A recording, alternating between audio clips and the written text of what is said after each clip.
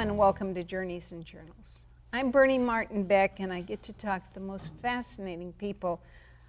You never know where I'll find a guest, but friends over in Smith River by the name of Smith said you really ought to come over for the Aleutian Goose Festival and meet Rick. Welcome. Thanks for coming all that way. What is the Aleutian Goose Festival? Well, the Aleutian Goose Festival is basically, Bernie, a celebration of these little birds that were almost extinct in the 1960s. They nest up in the Aleutian Islands, on the far western edge of the Aleutian Islands, almost into Russia, and they had not been seen for 30-some years. And then this intrepid biologist named C. Otter Jones actually went out in a dory to one of these islands, and the Aleutian Islands are known for making weather. That's where all the weather is made. They're ferocious. The weather up there is ferocious. So he's out there with his dory. He thought, yes, a dory. Little rowboat. Little one-man dory. Okay. So he's out there because he thought some of the birds were still remaining. And indeed, he found a remnant population of about 500 birds.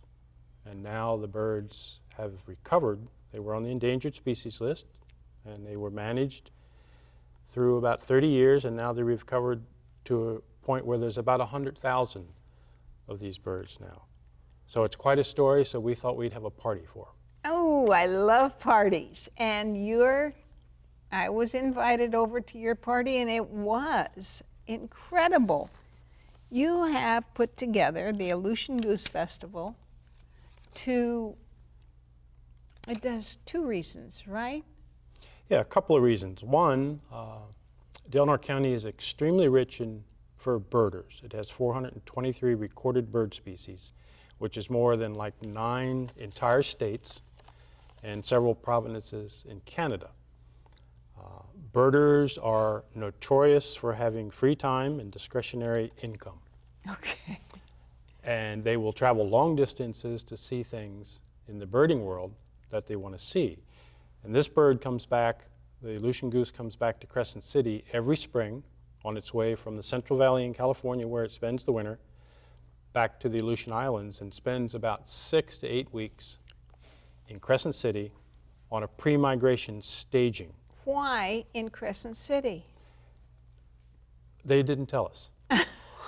Good line. The bird is in the Tolowa, the Native American Tolowa creation story. So the birds have been in the area for thousands of years. Because they were so predictable, and because birders are so passionate and enthusiastic about birding, and because Crescent City itself is like a lot of small communities in the United States, it's in a transition now between timber and fishing into a different kind of economy.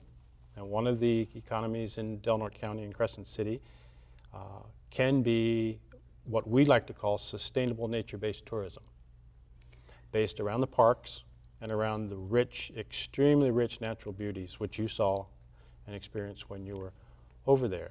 Oh, you've brought this poster to show this natural beauty. This ocean just looks calm and quiet and lovely with little white caps, but this is what I love. You like the lighthouse?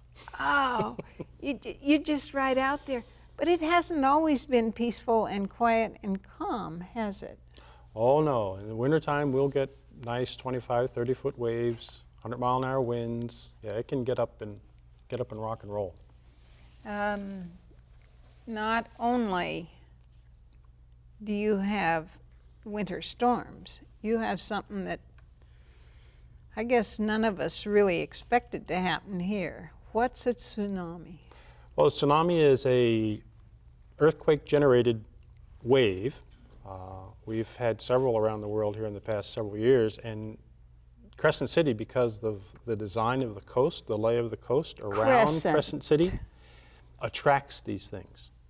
In 1964, in the 1964 Alaskan earthquake, a tsunami rolled out of the Gulf of Alaska down the west coast of the United States, and the most severely impacted area was Crescent City, again because of the topography that's off of Crescent City.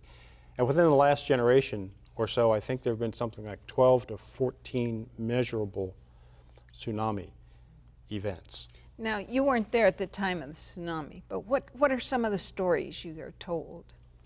Well, unfortunately, the story you hear told so often is that instead of going to high ground, people get very curious and go down to the beach. That's the worst thing that you can do. And the tsunami is not one wave. It's a series of waves. But the water goes way back. Water so went there back you can, about 9 blocks in Crescent City. So then you can see shells and things that, I mean, when it Oh, when the ocean pulls out. that's what. Yes, that's the story that the lighthouse keepers at Battery Point told. They sensed something was off, and they looked out from the lighthouse, which is right on the coast, and the ocean had pulled back hundreds of yards, and they knew this is not a good thing. And then, of course, the wave comes in. And in some places, it's actually a wave, like the Indonesian tsunami several years ago. That was actually a wave that you could see. In Crescent City, it's more of a huge surge. It's part of your program. This great weekend schedule included tsunamis and a little bit of history about it, and a heads up, if you would. That Well, that's one of our most popular programs is tsunamis, and that's put on by Redwood National State Park, and it's always full, and there's a great geologist, Vicky Osaki, who presents the program, and it's one of those things that interests people, either because they're very concerned about it, or it's one of those acts of nature which is pretty ferocious. well, the building you have this in, it's called what? Crescent Beach Environmental Center, and that's part of the national park. And Crescent, the environmental center is in almost like a park-like setting. Blocks and blocks of nothing, just flattened houses, weren't they? That place, you're talking about the cultural center where we hold the festival at? Right, I understand the waters came in and Yes, that's did why. damage to blocks. How many blocks? Nine blocks into Crescent City. And now, of course, they're not going to build there again.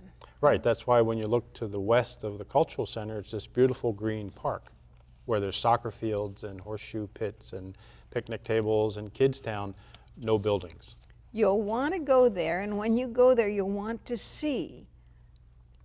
It's unbelievable. How many blocks? Well, it went back 9 city blocks, but it inundated probably half the town at the time. One of the interesting things about this is that every time the earth shakes in Southern California, people move up in this direction.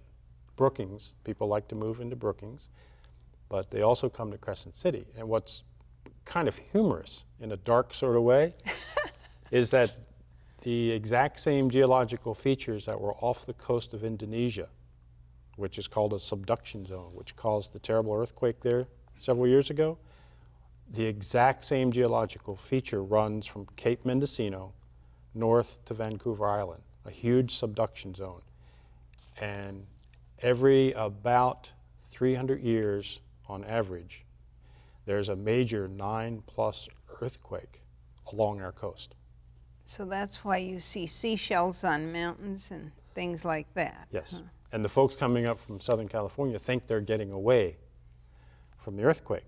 And then you tell them, well, you know, the last one, and this comes from Talawa stories and history, and also from geological studies along the coast, the last major quake, which happens on about a 300-year cycle, was 1700. Oh. And you can see people starting, they're adding it up, going, 17 and 3 is 2,000. Gets their attention. That's why they come to the program. Now, Talawa is a word that was new to me. It shouldn't have been. Why?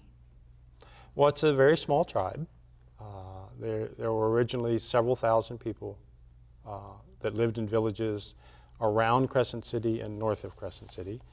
And I'm not quite sure where the term Talawa came from, but that's the name of the Native American tribe around Crescent City. You've incorporated some of their history into your program? I mean, you have options here that I could choose. If it's 3 o'clock in the afternoon, you could do this, this, this, or this. Most of them you needed to pre-register, but what about the Talawal program? Well, when we started the festival, what we wanted to do was take all of the rich natural history and cultural history of our region and offer that to guests from throughout the Pacific Northwest and the West Coast. We have guests that come from the East Coast and the Midwest too, but most of our people come from the West Coast. There's so much in Del Norte County, natural beauty and also cultural history. So we just took what was there and offered to the individual people or like the tribes, we're doing this, would you like to participate and tell your story as part of the festival? So we asked people to do what they're passionate about. Is that how the Smiths got involved? They just really appreciate living in Del Norte County, and the festival gives them a way of getting out into the county with experts. Float down the Smith River with a geologist or a fish biologist. Or go out in the open sea, or out of Brookings? Go out 20 miles off of the coast here to do what's called pelagic birding. Pelagic birds are birds that do not come to land. They spend their time in the open ocean. And 20 miles off our coast are things like albatross. And those albatross during the season when they have chicks on Midway Island. You're talking Midway. a long ways. Way out there, Midway. They come to the California coast and the Oregon coast to feed, to take that food back to their chicks on Midway Island. And the only way you'll see them is if you get to go out on this, quote, pelagic trip, 17 or 20 miles offshore. Would you please arrange for better weather next year? I have spent all my weather chips, Bernie. I have none left. If you have some, you can spend. When is this always held? We Well, need to talk about that. Well, since the birds are in Crescent City, basically February and March, they do head back to the Aleutians, and our myth about that is they're gone by tax day. Okay. They're very wise birds. They're gone by tax day. The longer we can wait into the spring, the less chance there is of rain. But as it is, in the end of March, it's a 50-50 chance for rain.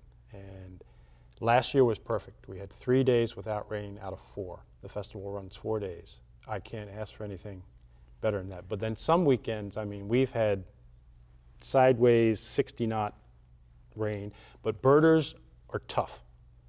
They come back smiling. I certainly wouldn't come back smiling, but they come back smiling.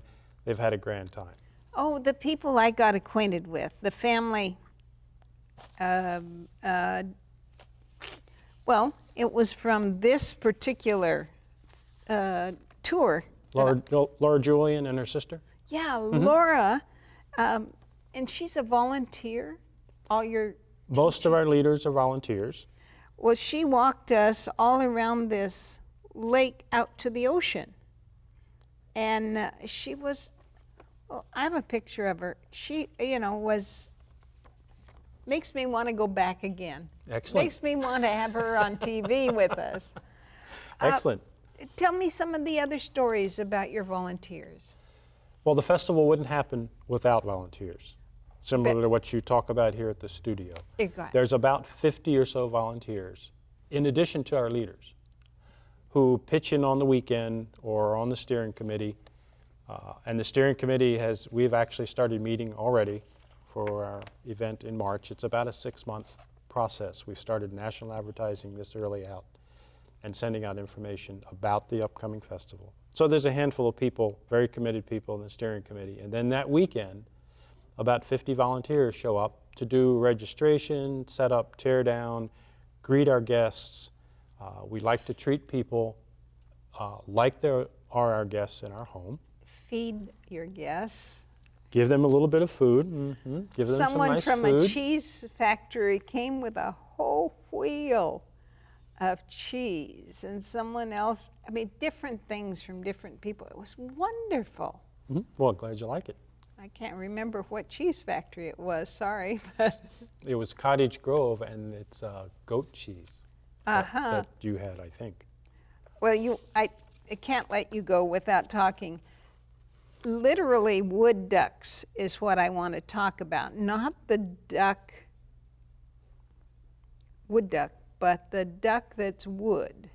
You had an exhibit this time that just was beyond my understanding. Tell us a little bit about who he is. We have two things go on at the festival. One is all the programs. There's about 65 or 70 programs which you participated in. People register for those programs. They pay a fee, and a registration fee. And there's a bunch of programs which are included with no extra charge, and then there's programs that have additional charge.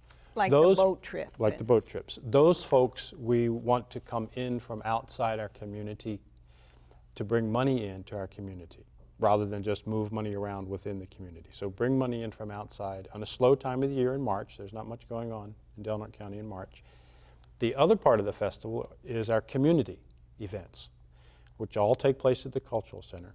They're all free and open to our community. We have a large vendors fair, which has everything about birds you can want. Binoculars, bird books, bird houses, bird seed, bird art.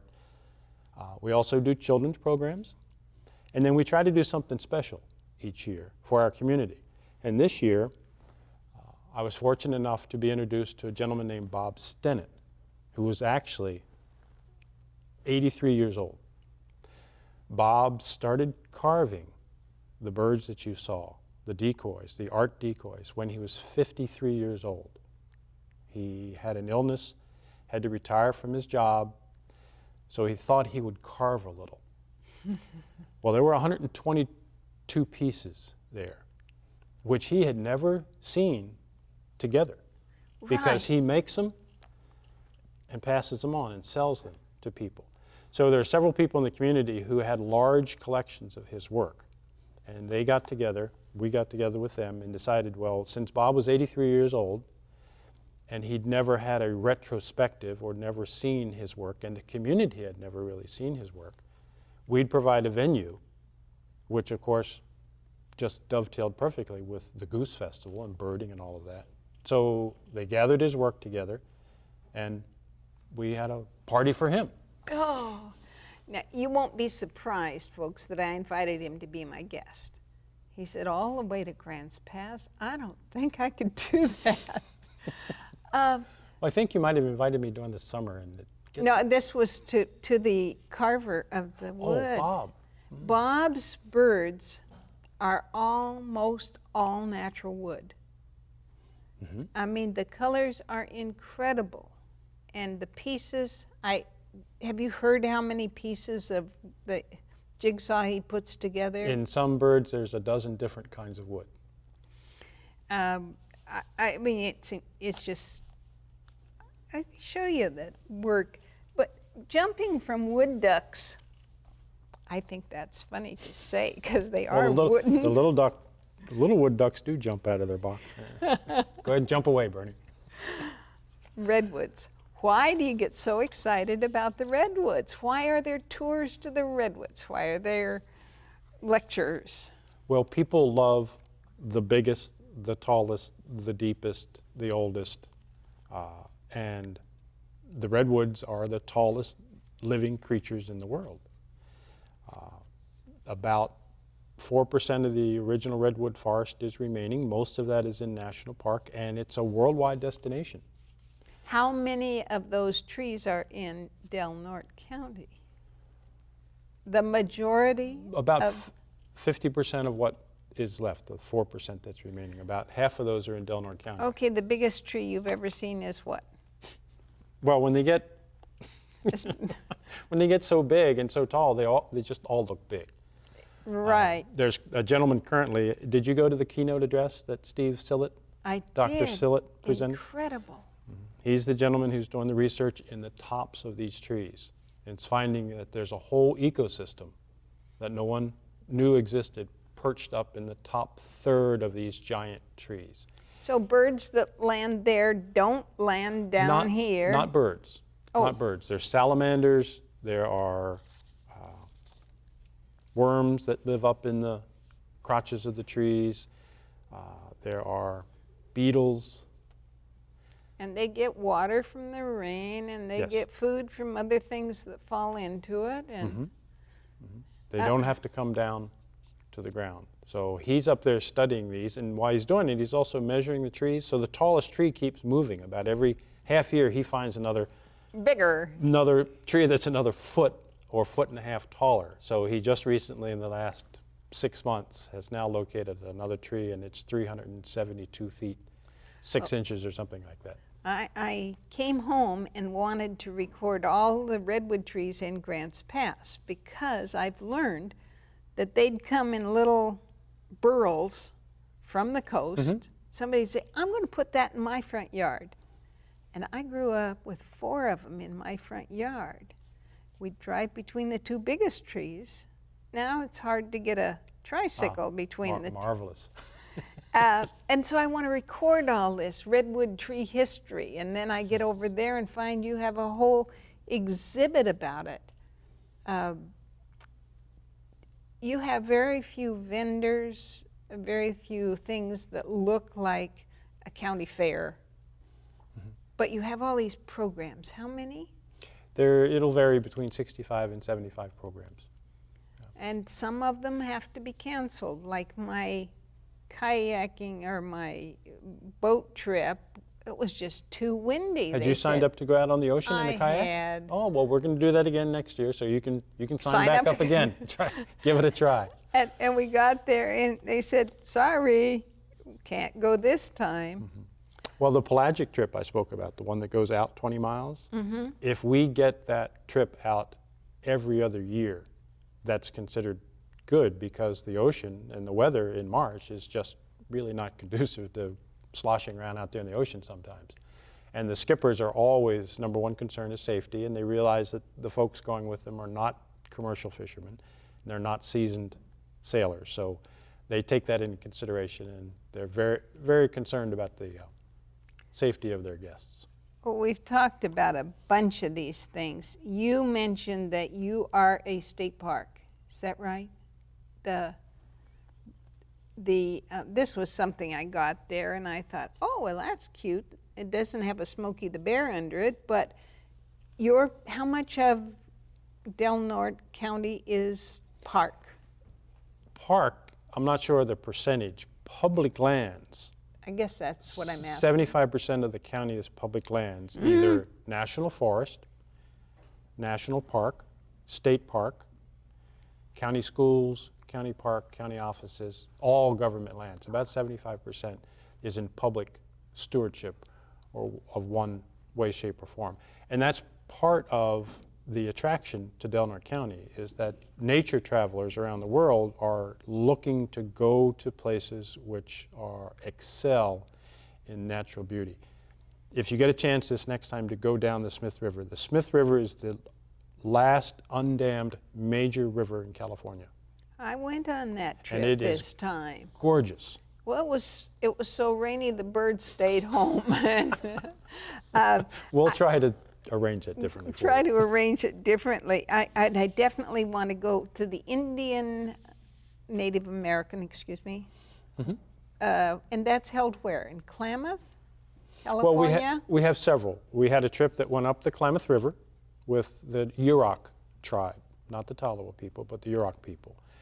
They spoke to the importance of the Klamath River in their culture over thousands of years. So you ventured up the Klamath River with the Yurok tribe. That's a wonderful trip. Great to be out on the river, depending on the weather, and great to be with a Native American speaking about their cultural history. These are things that I looked at thought, next year, I'd like to do that. You've got... Well, it's designed that way, so people they come and they can't do everything. And they'll say, we'll see you next year, and I go, yeah, right, come on back. If Laura leads another one of those treks out to the ocean, I will be on it. What about your favorite story? We've got a couple minutes left. What can you give me I think my favorite story or part of the festival is what you did the one morning when the The geese rest on Castle Island, which is just off of Crescent City, like a mile. It's a 14-acre island. They spend every night there.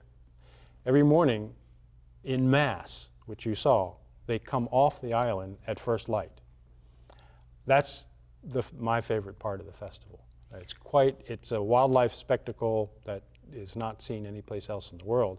And that was one of the things about what attracted the birders, was these birds aren't gathered like that. They're only there at Crescent City.